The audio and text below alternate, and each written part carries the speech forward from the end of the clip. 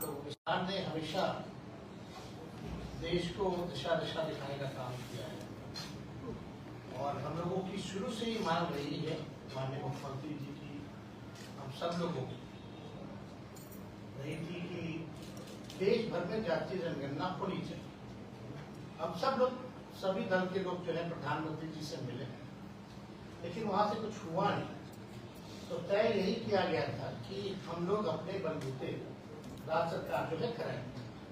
और माननीय मुख्यमंत्री जी को धन्यवाद दिया जाता है कि एक ऐतिहासिक दिन जो 2 अक्टूबर का रहा, जो बापू का जन्मदिन हम लोग मनाते हैं, उस दिन जाति आधारित गणना, जाति की क्या स्थिति है, वो जो है सरकार द्वारा पेश किया गया। और जब विधानसभा का सत्र पिछला चल रहा था तो पूरा रिपोर्ट जो है आप लोगों के समक्ष जो है रखा गया। उसमें भी है, आर्थिक स्थिति भी है, सामाजिक स्थिति भी है।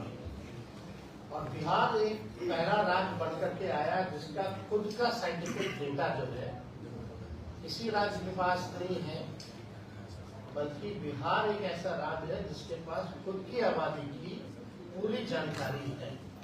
और आज के दिनों में साइंटिफिक डेटा होना बहुत जरूरी है ताकि हम चिन्हित कर पाए, पहचान कर पाए कि कौन लोग हैं जो अंतिम पैदान पर खड़ा परिवार है, कौन समाज।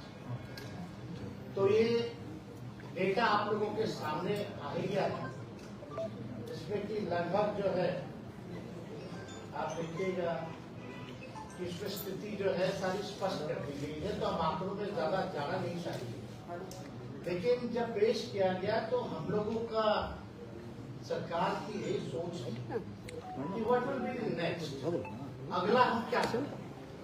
तो हम तो शुरू से कहते रहे कि ये जो महागठबंधन की सरकार नीतीश जी के नेतृत्व में बनी है, ये गरीबों की सरकार है और सामाजिक न्याय के साथ साथ आर्थिक न्याय देने वाली सरकार है। और देश में अगर सबसे बड़ा दुश्मन अगर कोई है तो बेरोजगारी और गरीबी है।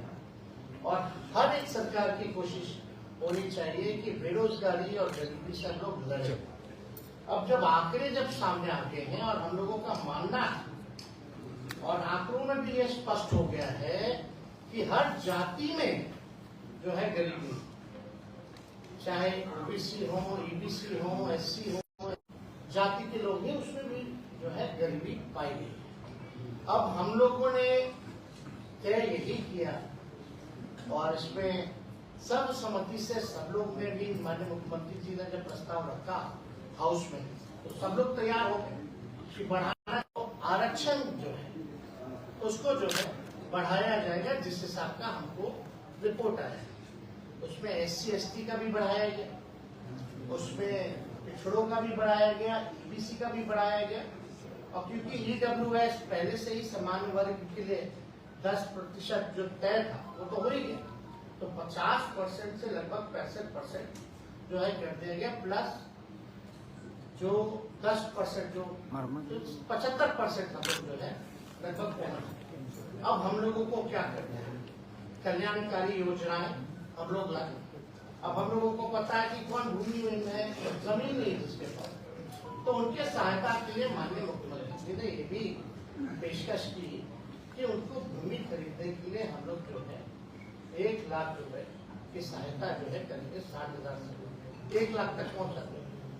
और जिसका झोपड़ी है, घर नहीं बन रहा, उसको भी 1,20,000 लोग जो है देंगे।